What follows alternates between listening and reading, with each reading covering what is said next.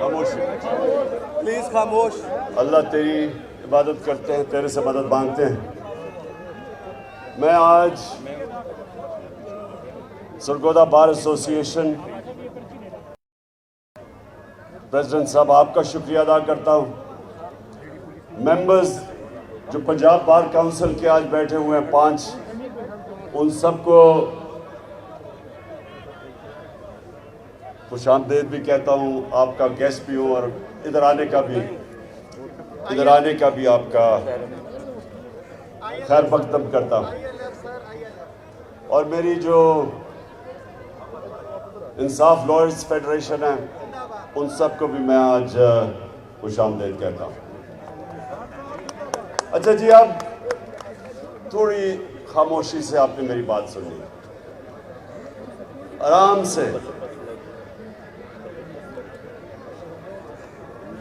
دیکھیں، میں پہلے تو آپ کو جو اپنی 26 سال پہلے میں اب اس جد و جہد میں آیا تھا، جہاد میں، اس کا ایک مقصد تھا، اور وہ جو ایک بہت بڑا مسلمان ذہن ابن خلدون کہتا ہے، جس کو فادر آف ماڈرن ہسٹری سمجھا جاتا ہے.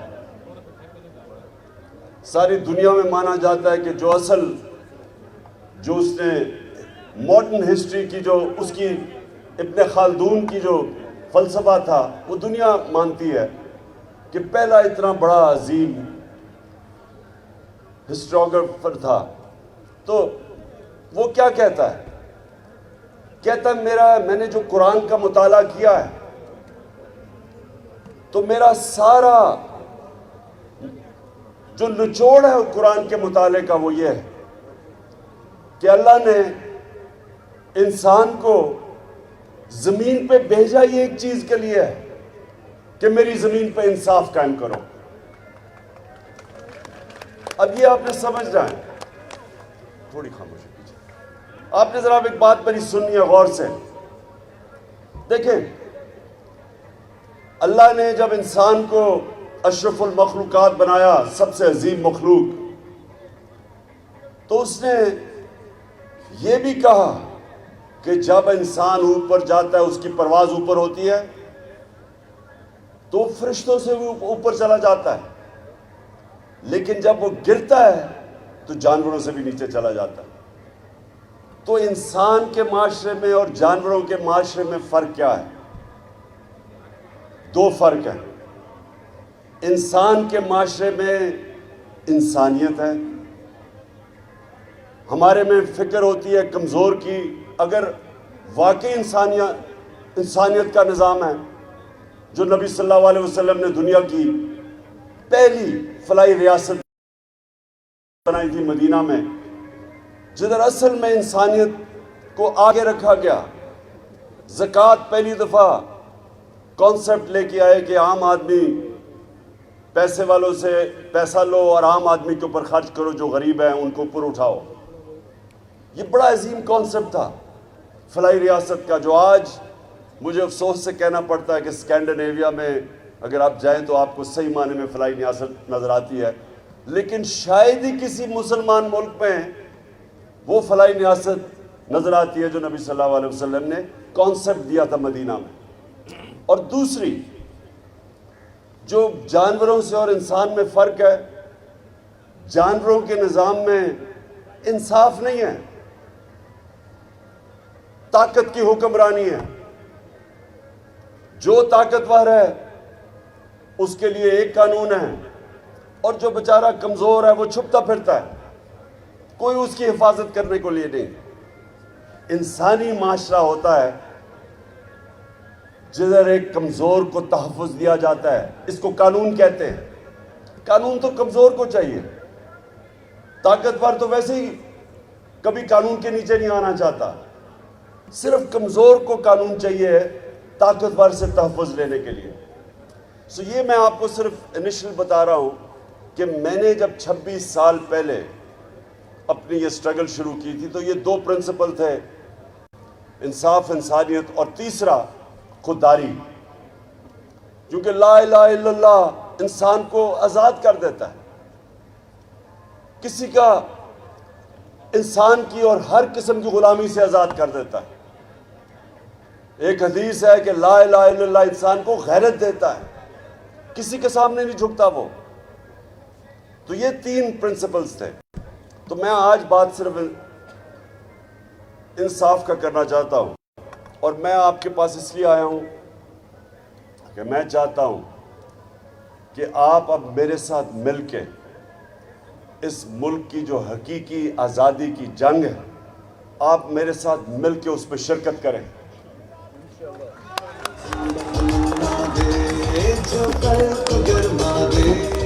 تو جو خودداری ہے، جو علامہ اقبال غلام مسلمانوں کو جگا رہے تھے اپنی شاعری سے، خودی کو کر بلند اتنا، انسانوں کو اٹھا رہے تھے، غیرت دے رہے تھے.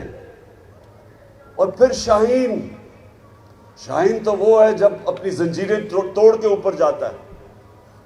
غلام تو اچھا غلام بن جاتا ہے. مولانا رومی جس طرح کہتے کہ جب اللہ نے انسانوں کو کہتے جب اللہ نے تمہیں پر دیے ہیں تو کیوں زمین پہ رینگ رہے ہو؟ کیونکہ اللہ نے ہم سب کو وہ پوٹینشل دیا ہے کہ ہم تو فرشتوں کے اوپر بھی جا سکتے ہیں، لیکن مسئلہ یہ ہے کہ غلام اوپر نہیں جا سکتا. چاہے وہ غلام ہو اس لیے کہ ایک ملک کے اندر ظلم کا نظام ہو، جو طاقتور کا انسان غلام بن جاتے. یہ جو فیوڈل سٹرکچر ہے یا جو جاگیردارانہ نظام ہے، یہ کیا ہے کہ جو اوپر جاگیردار ہے وہ قانون کے اوپر ہے، نیچے جو بیچارے ہیں ان کے پاس کوئی حقوق ہی نہیں ہے، تو غلام رہتے ہیں.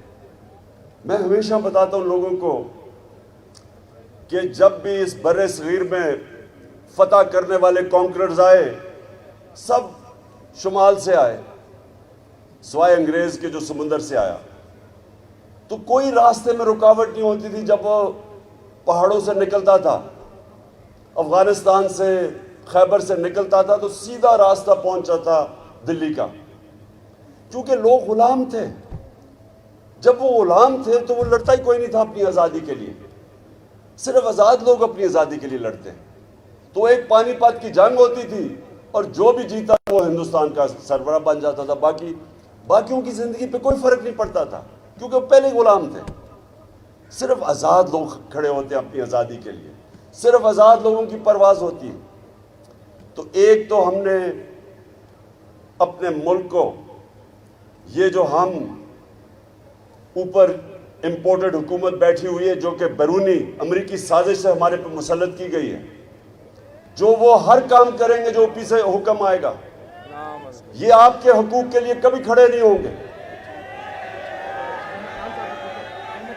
انہوں نے پوری کیمپین چلائی کہ پاکستان میں بہت مہنگائی آ گئی، عمران خان کو اس لیے ہٹانا چاہیے کہ مہنگائی بہت زیادہ ہے. جو 4 مہینے میں ان کے دور میں مہنگائی آئی ہے، اس ملک کی تاریخ میں ایسی مہنگائی نہیں آئی. آج جو مہنگائی ہے، جن لوگوں کو بجلی کے بل ملے ہیں، یہ تو ابھی ایک ہی ہے. ہر چیز آج مہنگی ہو گئی، اور ان سے پوچھو تو کہتے ہیں جی IMF کا حکم ہے.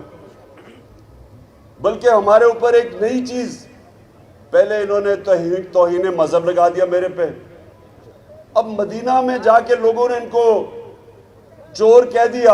اس میں میرا کیا قصور تھا؟ میرے اوپر توہین مذہب،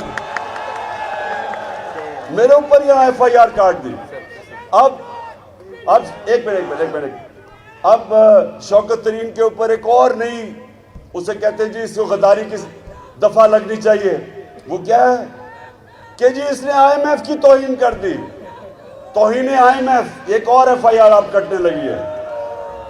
تو ایک منٹ ابھی نہیں، تو ایک منٹ تھوڑا سا ذرا جذبہ سنبھالے. میں ذرا کیونکہ آپ سے بڑی امپورٹنٹ باتیں کرنے آیا ہوں جی.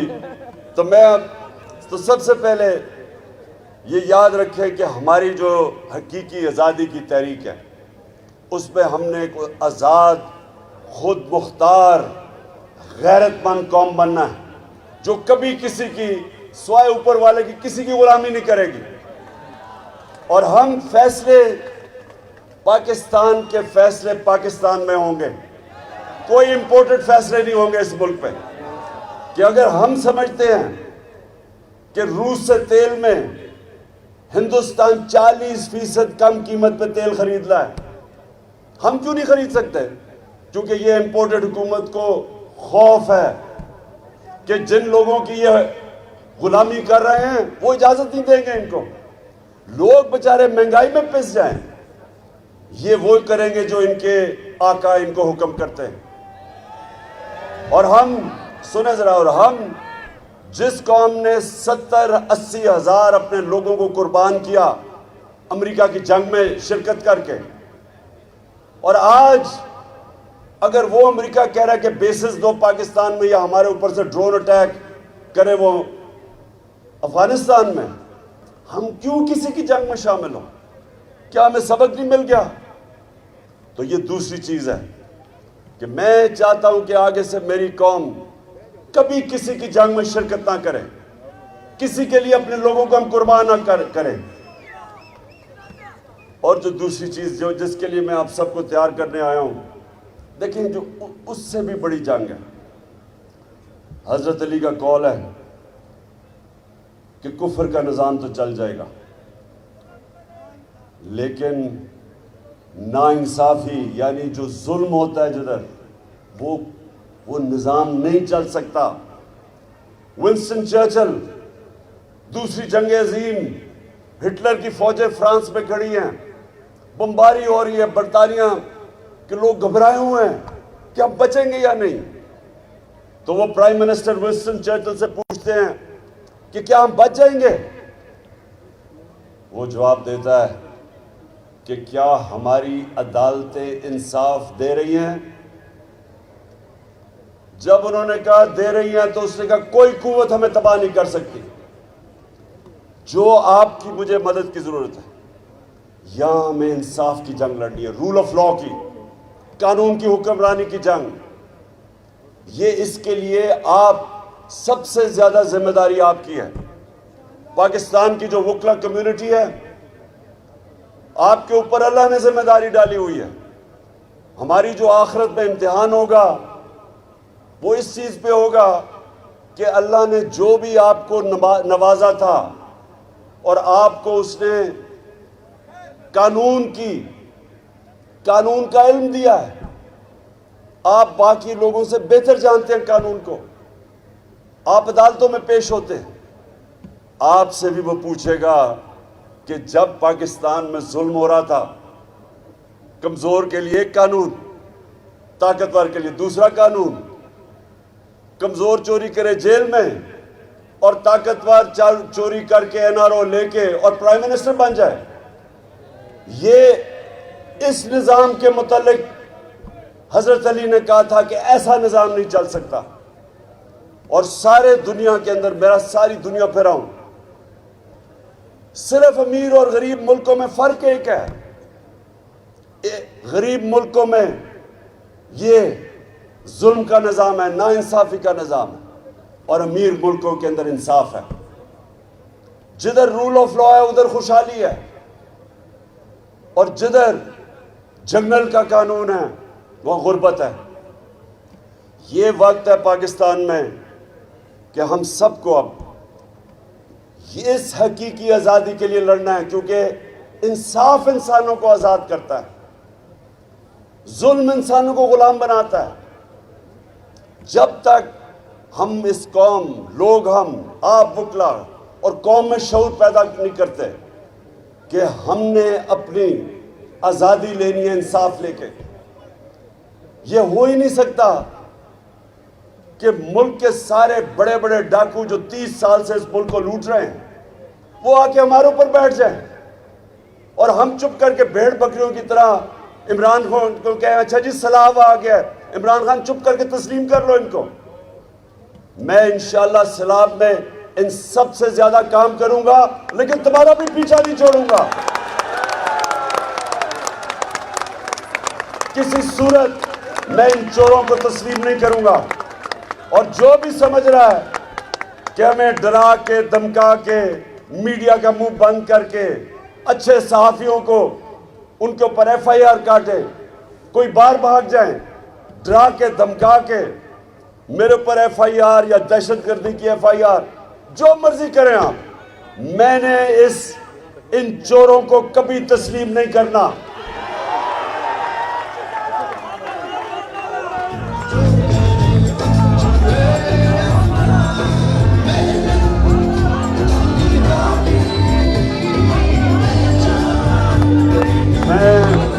میں اپنے سارے پاکستان کے وکلا کو آج اس حقیقی آزادی کی تحریک میں دعوت دے رہا ہوں. آپ نے سب نے میرے ساتھ چلنا ہے، اور کسی صورت یہ جو قبضہ ہوا ہے، ملک کے اوپر قبضہ کیا ہوا ہے، اس مافیا نے قبضہ کیا ہوا ہے، اور یہ ان کی جڑیں ہر جگہ ہیں، اور پوری ان کی کوشش ہے کہ ہم کسی طرح خوف میں آ کے ان کو تسلیم کر لیں. میں بار بار لوگوں کو کہتا ہوں کہ لا الہ الا اللہ بت توڑ دیتا ہے، پیسے کا بت، لالچ، خوف کا بت جو سب سے خوفناک بت ہے، جو انسانوں کو غلام بناتا ہے. خوف پھیلایا جا رہا ہے کہ جی دہشت گردی میں مجھے پکڑ کے جیل میں ڈال دیں گے، توہین وہی مذہب. مدینہ میں تمہیں لوگوں نے شکل دکھائی ہے تمہاری کہ تمہیں چور کا ہے جو تم ہو، اور میرے اوپر لگا دیا کہ توہین مذہب. اسی طرح اگر ان کا خیال ہے کہ چینلز کو بند کر دیں گے، صحافیوں کو ڈرا دیں گے، جو مرضی کریں، آپ نے میرے ساتھ چلنا ہے. اور میں یہ آپ کو یقین دلاتا ہوں کہ یہ اتنی دور نہیں ہے آزادی. قوم پہلی دفعہ 26 سال میں پہلی دفعہ میں نے اپنی قوم کو ایسا شعور اور بیدار دیکھا جو کبھی پہلے نہیں تھا. اب میں سرگودا بار میں اب آپ کی بات جو آپ کا مطالبہ ہے اس پہ آتا ہوں.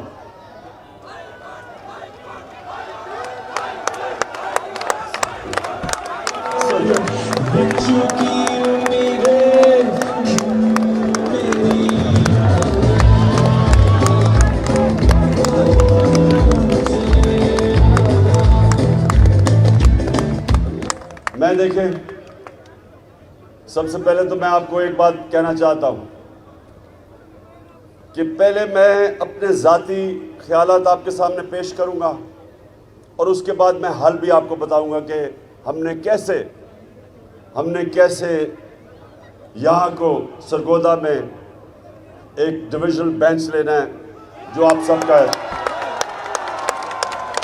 دیکھیں، میں اپنا ذاتی ویو، میرا ذاتی ویو یہ ہے کہ پاکستان کے اندر جو ہر ڈویژن ہے اس کو صوبہ بننا چاہیے. وہ میں اس لیے کہہ رہا ہوں کہ دیکھیں ایڈمنسٹریٹولی جتنا مینیجبل صوبہ ہوگا اتنا آپ بہتر لوگوں کی خدمت کر سکتے ہیں، آپ لوگوں کے مسئلے حل کر سکتے ہیں. یہی نہیں کہ صرف یہاں سے بکھر میاں والی سے اٹھ کے ایک عام آدمی کو جانا پڑتا ہے لاہور ہائی کورٹ. یہ صرف بات نہیں ہے، اور بھی مسئلے حل کرنے کے لیے اس کو لاہور جانا پڑتا ہے. میں یہ سمجھتا ہوں کہ آگے ہمیں یہ سوچنا چاہیے، اس کے اوپر ڈیبیٹ ہونی چاہیے کہ ہم اگر زیادہ صوبے بنا دیں، ڈویژنز کو بنا دیں، اس کے اوپر ڈیبیٹ کریں. ہوگا یہ مقصد صرف ایک ہے کہ عام آدمی کی زندگی آسان ہو. ہماری کوشش ہونی چاہیے کہ جو طبقہ مشکل زندگی گزارتا ہے، اس کی ہم آسانی کیسے پیدا کر سکتے ہیں؟ میرا خیال کہ اگر یونٹ زیادہ بن جائیں، ان کے مسئلے وہاں حل ہو جائیں، لوکل گورنمنٹ سسٹم اچھا بن جائے، تو پہلی تو یہ چیز، اور دوسرا یہ بھی کہ انصاف، جس طرح میں نے شروع میں بات کی، سب سے امپورٹنٹ چیز ہے معاشرے میں انصاف ہوتا ہے۔ انصاف کے لیے بالکل لوگوں کو میلوں دور نہیں جانا پڑتا، اتنی سفر عام آدمی بالکل بات ٹھیک کہتے ہیں، وہ جا کے کہاں ٹھہرے گا، اس کو پیسے خرچ کرنے پڑتے ہیں، کرایہ دینا پڑتا ہے، وہاں رہنا پڑتا ہے۔ اور میں آپ کو یہ بھی بتاؤں کہ ساری دنیا کے اندر جب آبادی بڑھتی گئی تو صوبے بھی بڑھتے گئے۔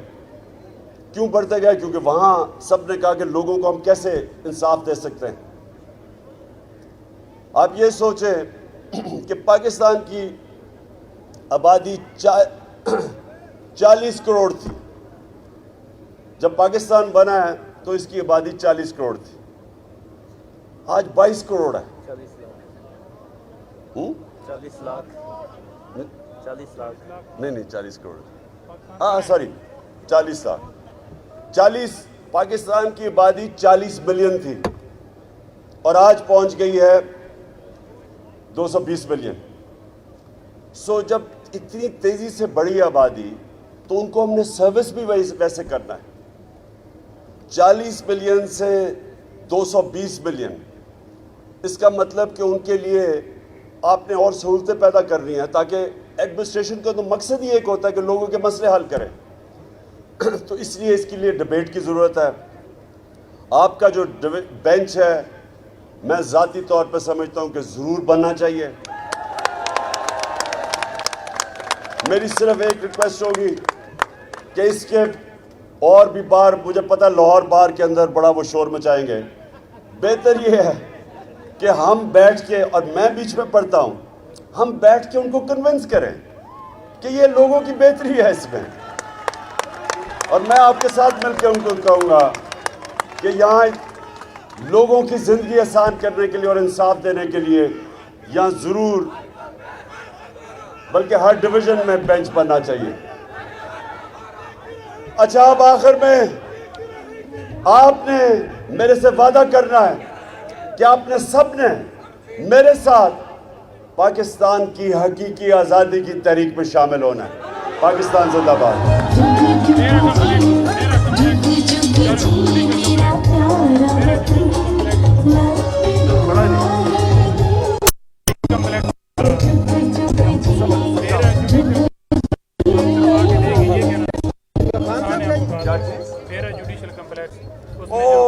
سوری، ایک چیز میں بھول گیا، ہم نے پہلی دفعہ اسلام آباد کے اندر ایک جوڈیشل کمپلیکس بنایا ہے، وہ بن رہا تقریباً کمپلیٹ ہو گیا ہے۔ یہ پہلی دفعہ اسلام آباد میں بنا ہے اور وہ ہماری حکومت نے بنایا تھا۔ بیرا کا، یہاں کا بڑے برے حالات پہ وہ جج بیٹھتے ہیں، انشاءاللہ بیرا کے اندر بھی میں ابھی